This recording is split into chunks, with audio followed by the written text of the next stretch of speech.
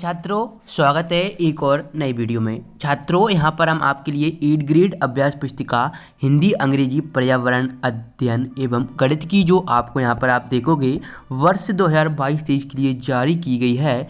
तो इस वीडियो में हम आपको एक ही वीडियो में कंप्लीट सॉल्यूशन बताएंगे।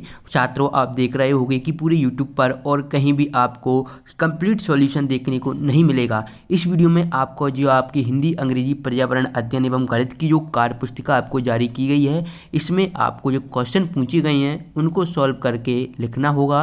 और बता दें, ये जो इसमें जो प्रश्नोत्तर आपको दिए गए हैं, यहीं से आपका जो वार्षिक पेपर है वह बनेगा, तो इसलिए ये आपको करना अनिवार्य है।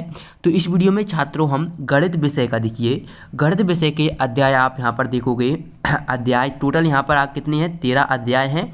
देखिए यहाँ पर हमने ये पहला अध्याय है आपका, ठीक है। सभी अध्याय हैं एक ही वीडियो में मिलेंगे। ये अध्याय 2 है और मैं इनको समझाऊंगा अभी आपको। फिर देखिए इसके बाद आप अध्याय 3 देखोगे, है ना। तो संपूर्ण आपको अध्याय एक ही वीडियो में मिल जाएगा गणित विषय का। फिर इसके बाद आप देखोगे तो ये अध्याय 4 है ना। तो यहाँ पर आपको क्या बच्चों कंप्लीट सॉल्यूशन देखने को मिलेगा। देखिए ये अध्याय 6 है, 5 आपका चूँकि हटा दिया गया था तो इसलिए 5 यहाँ पर नहीं है। 6 के बाद हम और आगे बढ़ेंगे तो ये फिर आप देखोगे तो ये आपका अध्याय 7। इसी तरीके से 1 से 13 तक मैं आपको संपूर्ण अध्याय इस वीडियो में कक्षा 5वीं गणित का लेकर आ चुका हूं।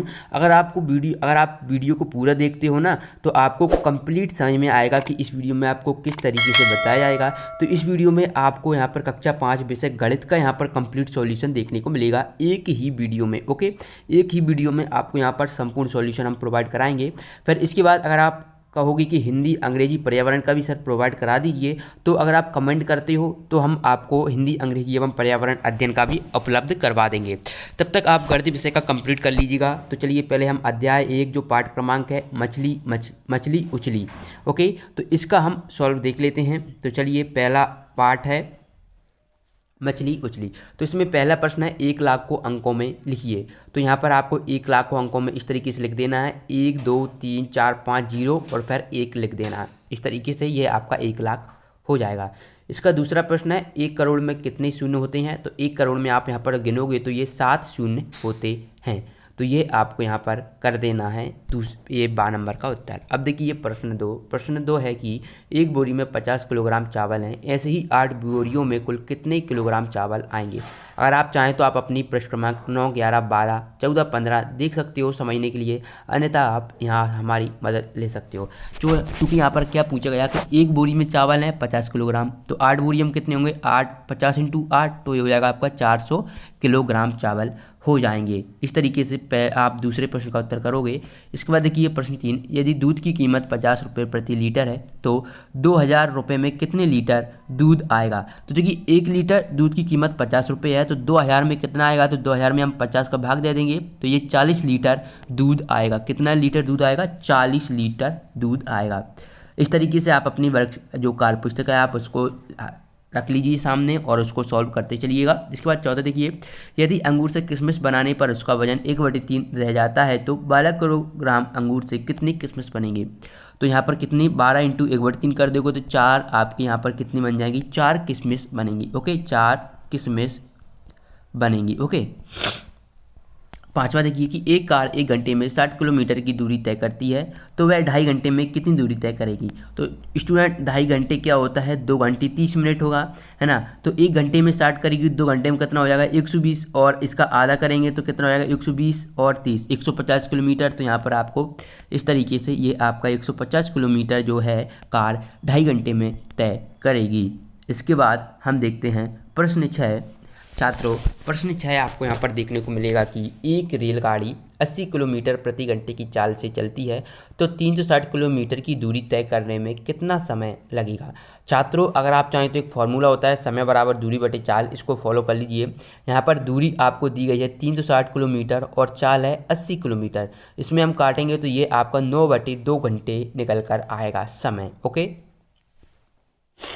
अगर आप इसको और भी सॉल्व करते हो तो ये आपका 4.5 घंटे आ जाएगा, यानी कि 4.5 घंटे में वह 360 किलोमीटर की दूरी तय कर लेगा।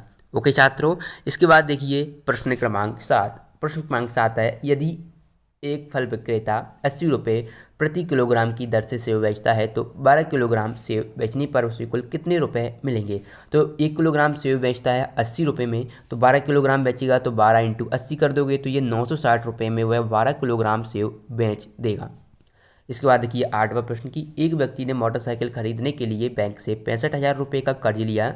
उसने एक वर्ष में कुल 78,684 रुपये वापस किए। बताइए उसने हर महीने में कितने पैसे वापस किए। ओके, तो यहाँ पर आप इसको देखिए, तो उसने देखिए हम जानते हैं कि व्यक्ति ने वर्ष में कुल पैसे कितने किए, 78,684 रुपये किए टोटल, है ना। तो उसने क्या पूछा कि हर महीने कितने किए होंगे, तो हमें इससे मतलब है, ठीक है, 78,684 से। ओके, तो अब जानते हैं कि एक वर्ष में 12 महीने होते हैं, तो एक महीने में दिए गए पैसे तो उसने इतने दिए तो 12 से डिवाइड कर देंगे तो ये आपका आएगा यहाँ पर आपका 6,857 यानी कि 6,557 रुपये उसने एक महीने यानी कि प्रत्येक महीने के लिए वापस किए हैं, हर महीने 12 महीने तक।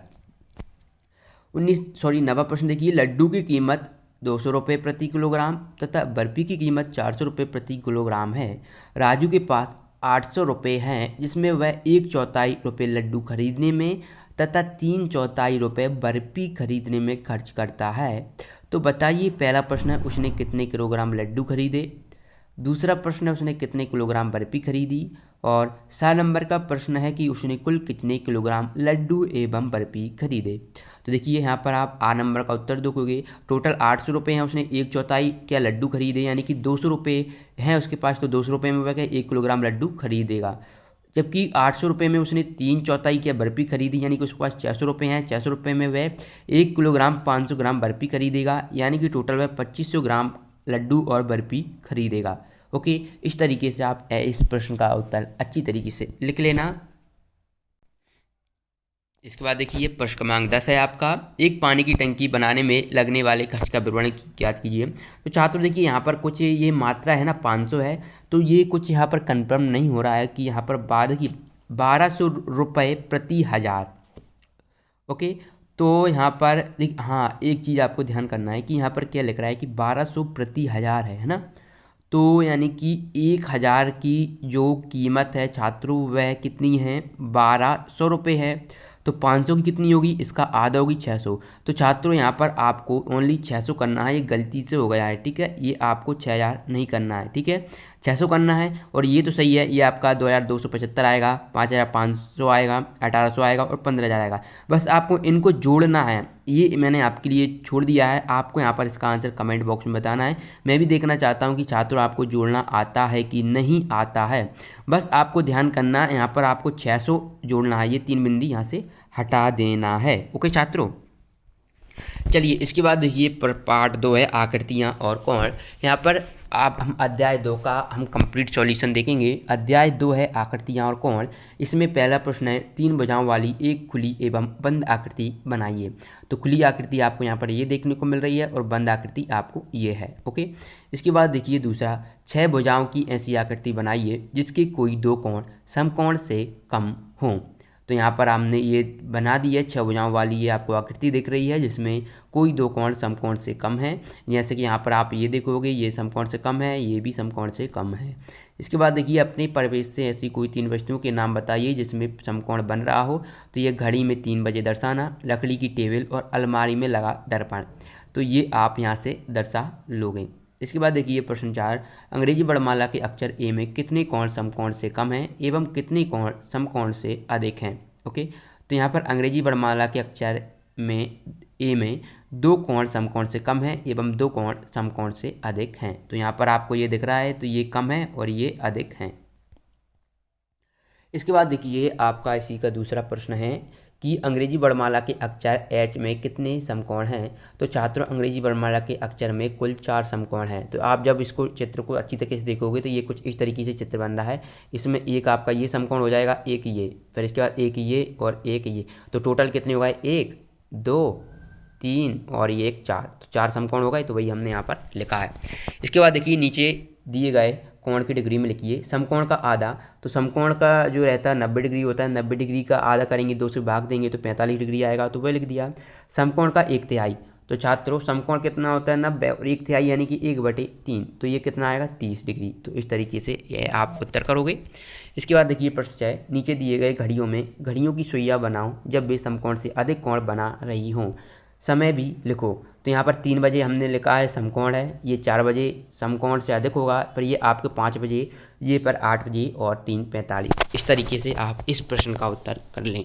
इसके बाद देखिए प्रश्न 7, प्रश्न छात्रों आपको दिया गया है कि नीचे दिए गए आकृति में कुल कितने कोण हैं, है ना।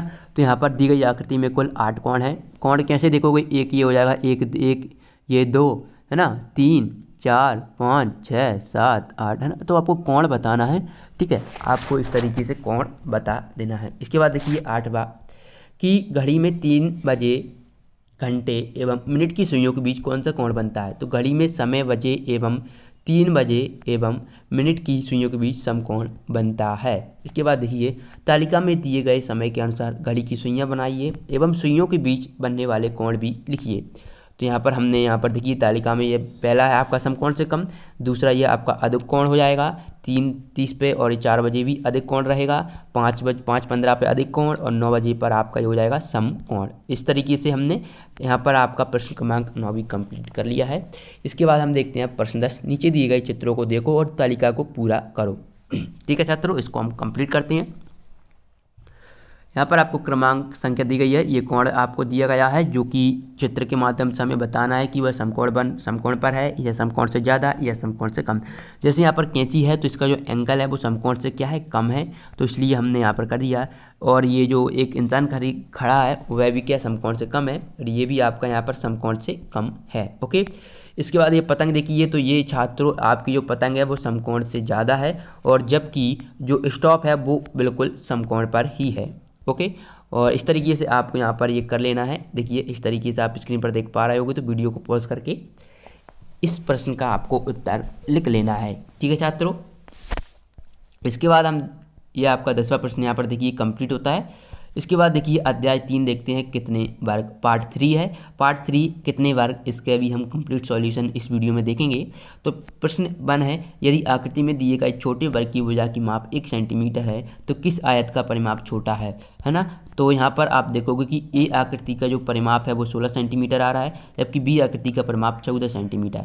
तो यहाँ पर आप देखोगे अतः बी आकृति का परिमाप छोटा है। ओके, इसके बाद क्षेत्रफल देख लोगे तो ए का क्षेत्रफल अधिक होगा, क्योंकि इसमें 1 2 3 4 5 6 7, देखिए इसमें कितनी है 4 3 7 हैं, और इसमें कितनी है 6 ही हैं, है ना। तो इस तरीके से ये ए वाला आकृति के जो क्षेत्रफल होगा वो अधिक होगा। प्रश्न 2 देखिए, यदि दिए गए वर्ग का क्षेत्रफल 4 वर्ग सेंटीमीटर है तो त्रिभुज का क्षेत्रफल ज्ञात कीजिए।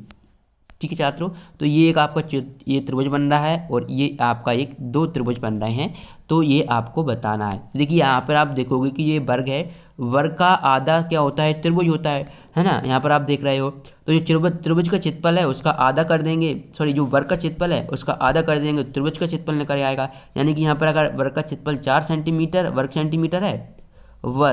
सेंटीमीटर है तो इसका आधा, क्योंकि ये आधा ही है त्रिभुज, तो ये 2 सेंटीमीटर आंसर हो जाएगा। तो यही हमने यहाँ पर लिखा है। ठीक है छात्रों, वही हमने यहाँ पर लिखा है। इसके बाद देखिए 12 नंबर का, कि यदि एक छोटे वर्ग का क्षेत्रफल 1 वर्ग सेंटीमीटर तो नीचे दी गई वर्गाकार आकृति का क्षेत्रफल वर्ग सेंटीमीटर में लिखिए। ठीक है, तो यहाँ पर दिया गया वर्ग का क्षेत्रफल 1 वर्ग सेंटीमीटर है, तो अतः वर्गाकार आकृति का क्षेत्रफल कितना होगा 8 वर्ग सेंटीमीटर हो जाएगा। इसके बाद प्रश्न 3 देखिए, दिए गए आयत का क्षेत्रफल 30 वर्ग सेंटीमीटर है तथा त्रिभुज का क्षेत्रफल आयत का आधा है, तो त्रिभुज का क्षेत्रफल बताइए। तो कि आयत का क्षेत्रफल कितना है 30 वर्ग सेंटीमीटर है यहाँ पर, ठीक है, और त्रिभुज का जो क्षेत्रफल वो आयत का क्या आधा है, तो ये कितना हो जाएगा छात्रों 15 वर्ग सेंटीमीटर। ये हमें प्रश्न में ही बोला गया है। ओके, चलिए तो यहाँ पर आप देखेंगे प्रश्न 4, दी गई पत्ती का अनुमानित क्षेत्रफल निकालिए। तो पत्ती का अनुमानित क्षेत्रफल 5 वर्ग सेंटीमीटर है, ये हमने अनुमानित निकाला है। पैमाना हमने लिया है 1 वर्ग बराबर 1 सेंटीमीटर, तब पत्ती का अनुमानित क्षेत्रफल 5 वर्ग सेंटीमीटर होगा। इसके बाद प्रश्न 5 देखिए, उपरोक्त आकृति ए, आपको यहाँ पर एक ये आकृति ए दिख रही है, ठीक है, और ये आपको आकृति बी दिख रही है। ठीक है, तो किस आकृति का क्षेत्रफल अधिक है, तो छात्रों आप देख पाओगे कि ये ज़्यादा क्षेत्रफल घेरी हुई है ना, तो ये आकृति बी का अधिक हो जाएगा, और दोनों आकृतियों के परिमाप का अंतर बताना है। ठीक है, तो ए का परिमाप 20 सेंटीमीटर है, बी का भी 20 सेंटीमीटर है, दोनों आयत जो परिमाप होगा वो समान होगा, है ना। तो अंतर आप चाहें तो 0 लिख सकती हैं कि अंतर 0 है दोनों आकृतियों में। छठवां प्रश्न देखिए, उपरोक्त आकृति में दो भुजाएं ए बी एवं बी सी बनाई गई हैं। इसकी दो भुजाएं सी डी एवं डी ए इस प्रकार बनाएं जिससे कि बनी नई आकृति का क्षेत्रफल 8 वर्ग इकाई हो।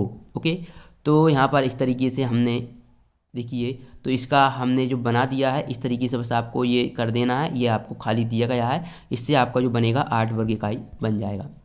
इसके बाद देखिए प्रश्न 7 है कि दिए गए ग्रेड में दो ऐसी आकृतियां बनाइए जिनके क्षेत्रफल क्रमशः 11 व 9 इकाई हो। तो देखिए 1 2 3 4 5 6 7 8 9 10 11, तो ये 11 इकाई हो गई और ये आपकी 9 इकाई हो गई है। तो इस तरीके से आप इसको बना लोगे। इसके बाद देखिए प्रश्न 8 है कि उपरोक्त पैटर्न को पूरा कीजिए। तो छात्रों आपको इतना भरा होगा, फिर हमने इसको इस तरीके से आपको कर लेना है, ठीक है। इस तरीके से आप पूरे को भरोगे फिर और उसके आपको ऐसे चला देना है, ठीक है। तो इस तरीके से आपको देखकर पैटर्न को पूरा कर लेना है। इसके बाद प्रश्न 9 है, प्रश्नों में किसी डाक टिकट का परिमाप सबसे अधिक है। तो देखिए यहाँ पर सबसे अधिक आपको क्या इसका ही दिख रहा है डाक परिमाप, ठीक है, ए का। तो यहाँ पर आप लिखोगे डाक टिकट का परिमाप सबसे अधिक है। इसके बाद देखिए डाक टिकट सी एवं सेंटीमीटर भुजा वाले कितने वर्गों को ढकता है। तो डाक टिकट सी 1 सेंटीमीटर भुजा वाले वर्गों को ढकता है, इसका उत्तर आपको ये लिख देना है। इसके बाद देखिए कौन से दो डाक टिकटों को परिमाप बराबर है। तो यहाँ पर आप इसका उत्तर लिखोगे डी तथा एफ टिकटों के बराबर हैं, ठीक है छात्रों। तो आप चाहें तो वीडियो को रोककर आप इस प्रश्न के सभी प्रश्नों के उत्तर लिख लीजिए। इसके बाद हम देखते हैं प्रश्न 10। तो प्रश्न 10 क्या है उसको पढ़ लेते हैं कि इस वर्ग में एक सीधी रेखा इस प्रकार खींचिए कि इसके दो बराबर त्रिभुज में विभाजित हो जाए, ठीक है। तो ये हमने सीधी रेखा खींच ली है, इसके कारण ये त्रिभुज दिख रहा है, ठीक है छात्रों। देखिए ये हमने यहाँ पर आप देख रहे होंगे कि एक जो सीधी रेखा खींची है, देखिए ये आपका क्या एक सर्किल है इस तरीके का, ठीक है। तो हमने क्या किया कि इसमें से एक सीधी रेखा ये खींच दी, ठीक है, ये सीधी रेखा खींच दी। तो इससे क्या होगा कि देखिए ये वाला एक त्रिभुज आपका बट रहा है और एक ये वाला त्रिभुज, दोनों विभाजित हो रहे हैं, यही पहला पूछ रहा है। पर दूसरा क्या कह रहा है कि इस वर्ग में दो सीधी रेखा इस प्रकार खींचिए कि इसमें 4 बराबर वर्ग बन जाएं। तो हमने फिर ये एक दो सीधी इस तरीके से रेखा खींच दी, इसमें ये एक वर्ग आपका बन गया, एक ये वर्ग बन गया, एक ये वर्ग बन गया और एक ये वर्ग बन गया, 4 वर्ग बनाने थे, ठीक है। पर इससे प्रश्न पूछे गए हैं तो उनके उत्तर देखिए यहाँ पर दिया गया है। बराबर त्रिभुजों में प्रत्येक त्रिभुज के क्षेत्रफल 8 वर्ग सेंटीमीटर इकाई है और 4 बराबर वर्गों में प्रत्येक का क्षेत्रफल 4 वर्ग इकाई है और शाखा आप ये उत्तर लिख लोगे, ठीक है। वीडियो को रोककर भी आप लिख सकते हो। इसके बाद देखिए अध्याय 4 आपका पार्ट 4 है हिस्से और पूरे। तो इस पार्ट 4 हिस्से और पूरे का भी हम कंप्लीट सॉल्यूशन देखेंगे। इसमें पहला प्रश्न देखोगे कि एक आयत के 3 बराबर भागों में बांटा गया आयत का छायांकित भाग ज्ञात कीजिए। तो टोटल 3 है तो 3 नीचे लिखेंगे और ये कलरफुल 1 है तो छायांकित यानी 1 है तो 1/3 आपका ये भाग निकल आएगा। इसके बाद यहाँ पर टोटल कितने भाग हैं, 5 हैं तो 5 हम नीचे लिखते हैं और जो छायांकित भाग होता है उसे हम ऊपर लिखते हैं। तो 3 यहाँ पर देखिए छायांकित किए गए हैं भाग, तो ये 3/5 आ जाएगा। इसके बाद देखिए प्रश्न 2 का उत्तर आपकी स्क्रीन पर दिख रहा है, आप वीडियो को पॉज करके लिख लें। कोई भी आपको क्वेश्चन हो आपके मन में तो आप कमेंट बॉक्स में पूछ सकते हैं। ये आपका प्रश्न क्रमांक 3 है, इसका उत्तर भी आप नोट डाउन कर लीजिए। ग्रिड को देखकर बताइए कि ग्रिड का कितना हिस्सा छायांकित है। ओके, तो यहाँ पर आपको 1/2 आंसर आ जाएगा। इसके बाद चौथा प्रश्न है 50 पैसे 2 रुपया का कौन सा हिस्सा होता है। तो देखिए 2 रुपये में 200 पैसे होते हैं, तो 50 पैसे 2 रुपये का कितना होगा, तो 1/4 होगा। ओके, ये आपका आंसर हो जाएगा। इसके बाद बात देखिए समीर रात को 11 बजे सोता है और सुबह 5 बजे उठता है, बताइए वह दिन का कितना हिस्सा सोता है। तो समीर कुल 6 घंटे सोता है, तो 6 और टोटल कितने होते हैं, 24 घंटे होते हैं, तो वह दिन का 1/4 हिस्सा सोता है। इसके बाद देखिए ये 5वां प्रश्न है, इसका उत्तर आपको स्क्रीन पर दिख रहा है, इसमें 1/2, इसमें 2/4, इसमें 4/8 कर लेना है। प्रश्न क्रमांक 5 के बाद प्रश्न क्रमांक 6 देखिए निम्नांकित ग्रिड में 1/4 हिस्से को छायांकित करें।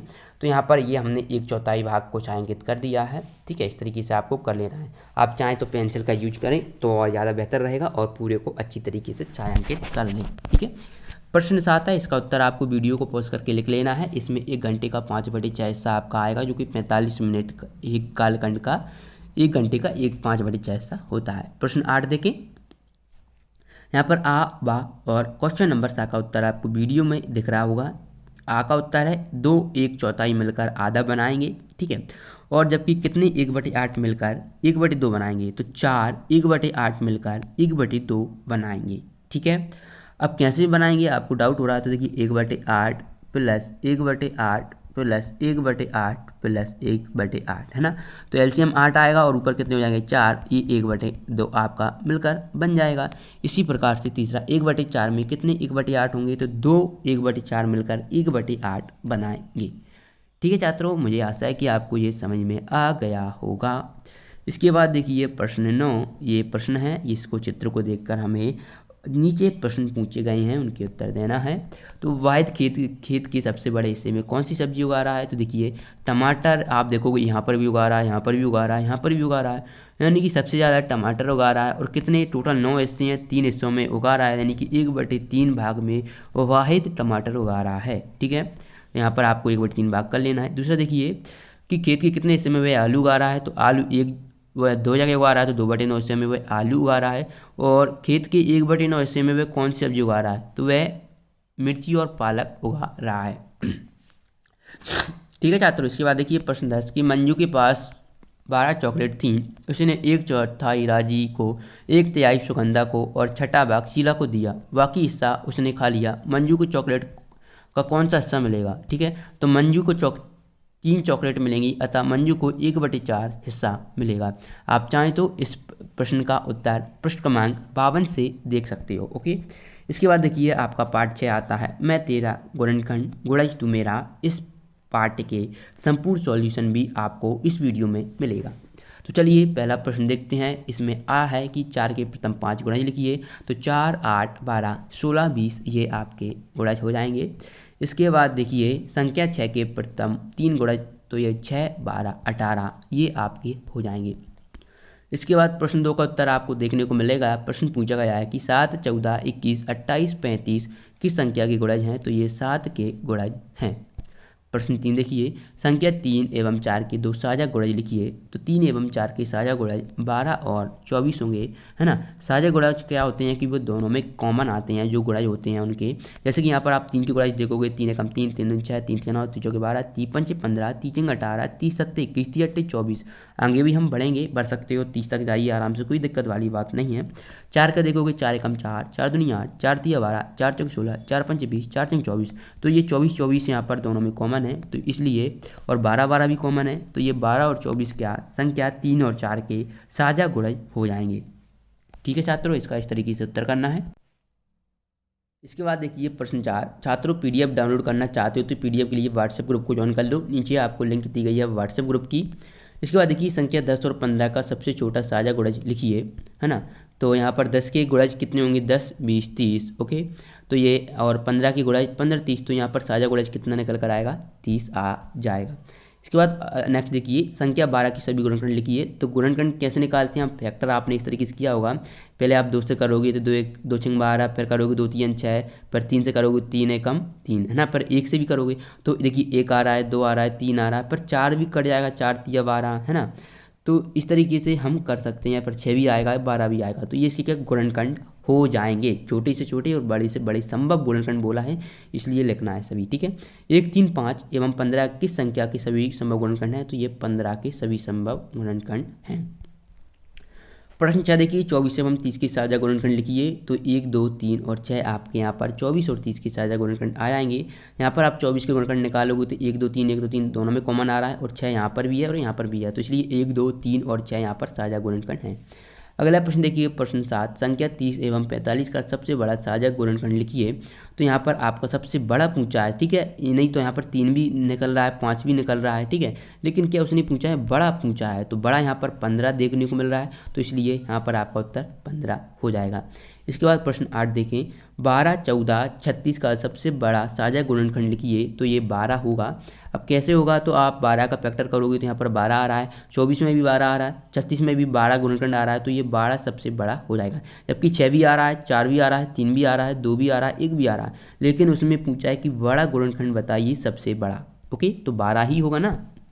चलिए इसके बाद हम देखते हैं प्रश्न 9, संख्या 36 का गुणनखंड पेड़ कितने तरीकों से बना सकते हैं, उनमें से 3 को नीचे बनाइए। तो इस तरीके से आप बना लीजिए। तो ये प्रश्न 10 है, इसका उत्तर आप वीडियो को पॉज करके लिख लें। ठीक है, तो यहाँ पर आप प्रश्न 10 का उत्तर लिखने के बाद प्रश्न पार्ट 7 की ओर बढ़ते हैं। क्या तुम्हें पैटर्न दिखा? तो यहाँ पर आप पैटर्न देखेंगे आ में कि ये ए है, पर इस साइड हो रहा है। पर देखिए पैटर्न क्या है, पहले हम वो समझ लेते हैं छात्रों, आपको समझने में दिक्कत नहीं होगी। देखिए पहले सीधा है, ठीक है, फिर इस साइड गया, फिर इसके बाद नीचे गया, ठीक है, फिर इस तरफ गया। देखिए छात्रों, ऊपर गया, फिर दाएं राइट साइड गया, फिर नीचे गया, फिर इस साइड गया, फिर क्या जाएगा, फिर ऊपर जाएगा। ऊपर के बाद फिर छात्रों फिर इधर जाएगा, फिर इधर जाएगा, फिर इधर जाएगा।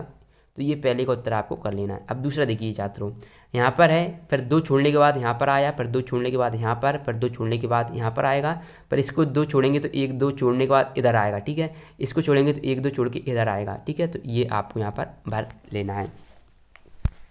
आपको समझ में नहीं आ रहा तो आप इस तरीके से भर लें। स्क्रीन पर आप देख पा रहे हैं 1/4 घुमाव है और इसमें आपका 45 डिग्री का घुमाव है, ठीक है। ये संख्या 3 दी गई हैं, आपको बस इस जो आपकी स्क्रीन पर दिख रहा है, आपको कोई ज़्यादा टेंशन नहीं लेना है, इस तरीके से भर लें जल्दी से, ओके। इसके बाद चौथा प्रश्न है। चौथा प्रश्न का उत्तर भी आप वीडियो को रोक कर लिख लीजिएगा, ये यहाँ पर आप देख रहे हैं। फिर इसके बाद ये प्रश्न 5 है, तो इसमें आपको क्या 31 से 39 तक संख्याओं को इस प्रकार लिखिए कि यार पंक्ति का योग 105 हो।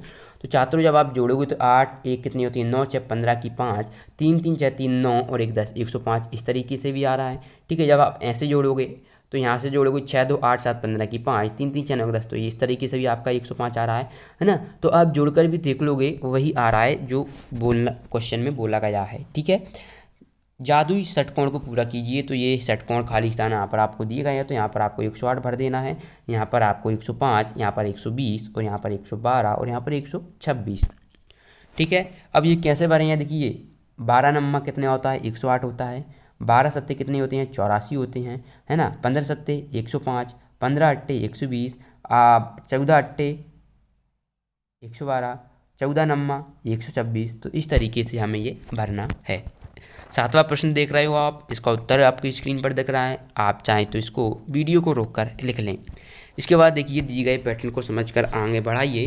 तो ये पैटर्न है, आप हमने यहाँ पर बता दिया है, कुछ ज़्यादा बहुत ही सिंपल है, आपको इस तरीके से यहाँ पर लिख देना है, ठीक है। तो आप इसको इस तरीके से उत्तर लिख लोगे वीडियो को रोककर। इसके बाद 9वां प्रश्न है, इस वीडियो को रोककर यहाँ पे ये इन प्रश्नों के उत्तर भी आपको लिख लेना है, ठीक है। इसके बाद ये 10वां प्रश्न है, तो यहाँ पर आपका 10वां प्रश्न 2 के प्रथम 9 गुणज 2 4 6 8 10 12 14 और 16 और 18 होंगे। फिर इसके बाद प्रत्येक पंक्ति का योग 30 भी होना चाहिए। तो यहाँ पर आप देखोगे तो जब भी आप इनको जोड़ोगे तो ये 30 ही होगा। 18 10 28 2 30 होगा, है ना। ऐसे में देखेंगे तो 16 12 28 2 30, ऐसे में देखोगे तो 16 8 कितने होंगे 24 और 6 30, है ना। तो इस तरीके से आपको ये बना लेना है। ये प्रश्न 10 उत्तर कंप्लीट होता है। इसके बाद आता है आपका अध्याय 9 डिब्बे और स्केच, ओके। तो चलिए इसके भी हम कंप्लीट सॉल्यूशन कर लेते हैं। यहाँ पर पहला प्रश्न है, निम्नलिखित प्रश्नों के उत्तर दीजिए। एक घन में कितनी सतह होती हैं, तो 6 सतह होती हैं। दूसरा है, एक घन में कितने कोने होते हैं, तो 8 कोने होते हैं। अपने परिवेश से शंकु का एक उदाहरण लिखिए। तो शंकु का एक उदाहरण टोपी है। परिवेश मतलब कि अपने वातावरण, अपने आसपास के आप देखकर लिख सकते हो। एक बेलनाकार आकृति खोलने पर बनने वाली आकृति बनाइए। तो यहाँ पर आयत बनेगा, ओके। इसके बाद चौथा है, एक घन का गहरा चित्र बनाइए। तो स्क्रीन पर आपको गहरा घन का चित्र दिख रहा है। प्रश्न 5 है, दी गई आकृति को मोड़ने पर बनने वाली आकृति का नाम लिखिए। तो ये यहाँ पर आपकी जो आकृति बनेगी वह क्या बनेगी, एक बंद डिब्बे की आकृति बनेगी। प्रश्न 6, आकृति को मोड़ने पर बनने वाली आकृति प्रिज्म होगी। 7वां है, दी गई आकृति में कितनी त्रिभुजाकार सतह हैं। तो यहाँ पर आपको ये त्रिभुजाकार सतह कितनी है, तो आप यहाँ पर इस प्रश्न का उत्तर देखोगे कि इसमें आपको 4 त्रिभुजाकार सतह देखने को मिल रही हैं। यह 8वां प्रश्न है, एक आकृति बनाइए जिससे मोड़कर खुला घन बनाया जा सके। तो आकृति आपको सामने दिख रही है। इसके बाद है, नीचे दिए गए घर के फर्श के नक्शे को देखो। इस घर के गहरे चित्र में दरवाजे और खिड़कियां बनाइए। तो इस हमने यहाँ पर बनाई हुई हैं। यहाँ पर आप देखोगे तो ये खिड़कियाँ हैं, ये दरवाजे हैं, ये खिड़कियाँ हैं, ये भी खिड़कियाँ हैं, ठीक है छात्रों। 10वां प्रश्न देखिए, इसका उत्तर आप वीडियो को पॉज करके लिख लीजिएगा, ठीक है। अब छात्रों ये हमने पार्ट 9 तक बता दिया है। आगे के लिए आपको कुछ नहीं करना है। यहाँ पर एक आपको वीडियो दिख रही होगी आपके स्क्रीन पर, उस पर क्लिक करके आप 10 से 13 तक के प्रश्न पार्ट के उत्तर भी देख लोगे, ओके। नहीं तो आप हमारे चैनल को सब्सक्राइब कर लें और जैसे ही हम और वीडियो डालेंगे तो उसकी नोटिफिकेशन आपके पास पहुंच जाएगी। आपके सामने ये बिल्कुल स्क्रीन पर आपको 2 वीडियो आ रही होंगी, उन पर क्लिक करके आपको आगे के पार्ट के उत्तर देख लेना है। मिलते हैं नेक्स्ट वीडियो में, धन्यवाद।